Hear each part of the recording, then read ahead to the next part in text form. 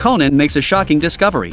It looks like a normal wedding, but the second the bride walks into the hall, she suddenly clutches her throat, starts struggling to breathe, and collapses on the spot. Kagero Mori rushes over to check on her, only to find that she's already gone. But what confuses Conan is everyone's reaction. The guests aren't overwhelmed with grief, they seem strangely calm, almost like they expected this, and some even say this is the consequence she had coming. Soon, the police confirm the victim, Leah, died from severe poisoning. The culprit used a mushroom toxin that only takes effect about an hour later. Kagero figures she must have eaten something before the ceremony. Among all the guests, the top suspect is the wedding planner, Emma, because she handled the bride's entire schedule and even gave her water shortly before the incident. Under questioning, Emma openly admits she disliked Leah. Leah kept adding last-minute requests and forced constant changes to the wedding plan. But Emma insists she never wanted her dead.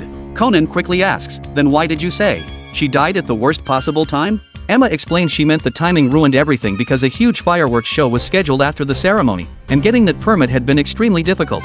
Next up is the groom's friend, Lucas. He had gone to the bride's waiting room before the wedding. He says that was normal since he was friends with both the bride and groom. Officer Chiba asks if he gave the bride anything. Lucas says no, but adds that to calm her nerves. Leah grabbed his flask and took a big drink. Chiba asks to test the flask, and Lucas agrees immediately. Then Conan asks another key question: when you saw her collapse, why did you say, "This is perfect timing"? Lucas, embarrassed, admits Leah had flirted with him even before the wedding, and he felt she had hurt too many people. The last person questioned is the groom's father, who had also visited Leah's room. He says he knew her parents had passed away, so he brought her a box of chocolates as a gesture of care from a future father figure. Since her fresh manicure made it hard to open things, he even fed her a piece himself. Conan asks again, "Then why did you say she was cursed?" The father explains that before the marriage, he looked into her past and heard she had a chaotic dating history when she was younger, so he believed this was fate catching up to her. Others had made grim comments too, including the officiating priest, who also said she died too early, though he claimed he simply meant it was tragic for someone so young. Then the forensics team drops a bombshell. No toxin is found in Lucas's flask, but a large amount is found in the chocolates from the groom's father.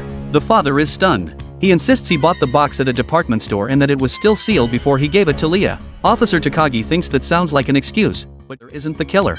Looking for more clues, Conan searches the venue and notices the dog that was supposed to deliver the wedding ring had its leash cut by someone. That reminds him the ceremony was delayed earlier because the dog suddenly ran in. Conan gets the wedding schedule from Emma and spots a time mismatch. The actual start time was later than planned.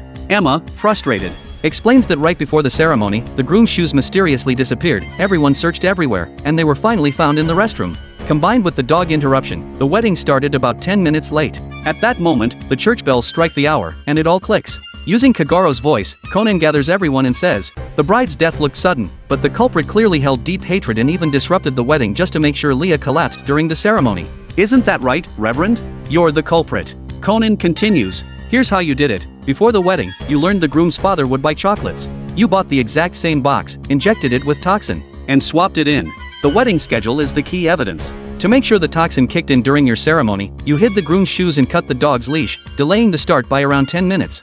That way, Leah would collapse right after entering the hall. But the toxin acted a few minutes earlier than you expected, which is why you said, too early. The priest still denies it and demands a motive. Then Officer Takagi reveals what he found. The priest once had an only son, and that son was Leah's classmate. They had dated seriously for a while, then broke up. A few months later, the priest's son passed away by suicide. Conan adds, that was your motive. And among everyone here, only you had the chance to swap the chocolate boxes. The original, non-toxic box is probably still with you. Faced with undeniable evidence, the priest finally confesses. He says he did it to avenge his son. After Leah left him, his son fell into severe depression and eventually ended his life. What broke him even more was that Leah showed no remorse and even joked about it afterward. So he created this entire plan, determined to make her pay.